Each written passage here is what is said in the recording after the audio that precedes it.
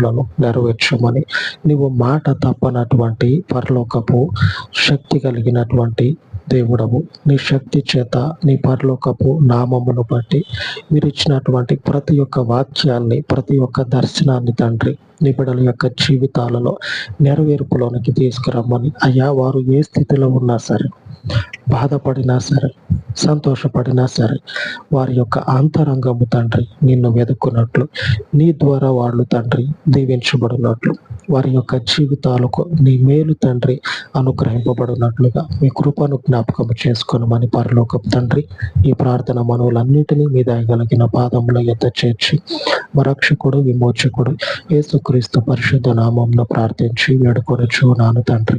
ఆమేన్, ఆమేన్. సర్వోన్నతుడయ్యున్న మన దేవుని కృప నిత్యము మనకు తోడయ్యుండి నడిపించును గాక. ఆమేన్, ఆమేన్.